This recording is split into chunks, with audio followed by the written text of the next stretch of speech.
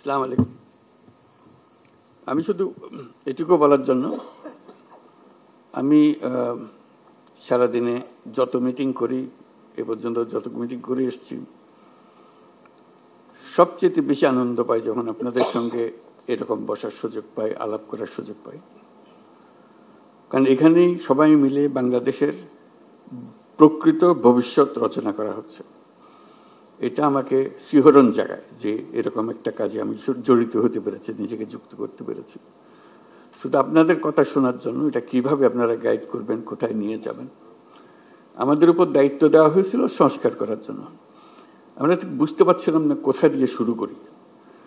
তো প্রথমেই আলাপের মধ্যে নানা প্রসঙ্গে ঠিক হলো যে আমরা কিছু কমিশন করে দিই, যেগুলো দ্বারা কর্তৃপক্ষে ভেতরে গিয়ে জিনিসটা তৈরি করবে।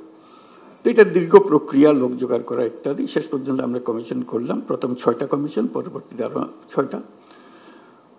তো তাদেরকে 90 দিন আমরা সময় দিয়েছিলাম দ্রুত গতিতে কাজ করার জন্য। আমরা খুবই আনন্দিত যে তারা করতে পেরেছে। কয়েকটা কমিশন বেশি সময় নিয়েছে, তাতে কোনো অসুবিধা নেই।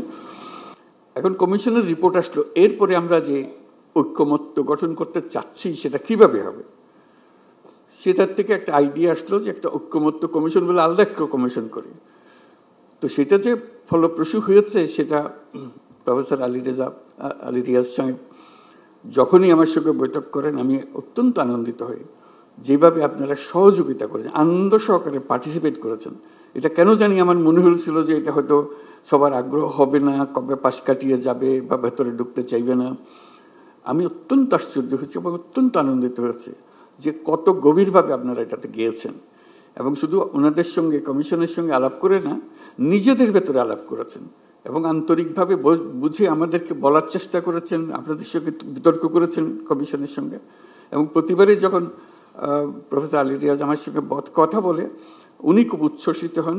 এটা আমাকে অত্যন্ত হৃদয়ে টাচ করে আমাকে, যে এরকম আগ্রহ নিয়ে সবাই যদি আমরা বসি, নিশ্চয়ই একটু ভালো কিছু এর মধ্যে থেকে আসবে।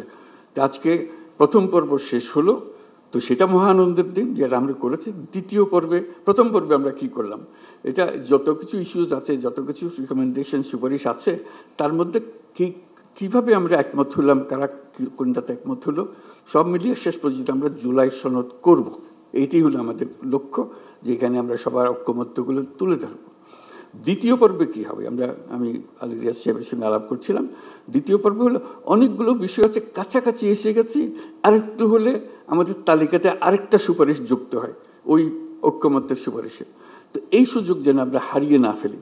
এই দ্বিতীয় পর্বের আমি যদ্দূর বুঝছি, প্রফেসর আলী রিয়াজ তার ব্যাখ্যা করবেন, যে এই আলাপটা নিয়ে যেটুকু তফাৎ ছিল, দূরত্ব ছিল, সেই দূরত্বকে গুছিয়ে এনে যাতে আমাদের জুলাই সনদে বর্তমানে যতগুলো ঐক্যমতের বিষয় আছে তার মধ্যে যে আরো কিছু যোগ করতে পারে, দেখতে সুন্দর লাগবে। জাতীয় একটা সনদ হলো, অনেকগুলো বিষয়ে আমরা একমত হতে পেরেছি।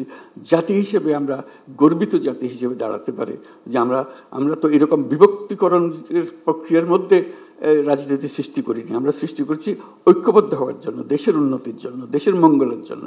আজকে সেই সবাই উপস্থিত থাকতে পারে, আমি নিজেকে সৌভাগ্যবান মনে করছি। আশা করি আমরা সেই পর্বে ঢুকতে পারবো এবং সেই পর্বে অত্যন্ত চমৎকার একটা জুলাই সনদ আমরা তৈরি করতে পারবো। সবাইকে ধন্যবাদ।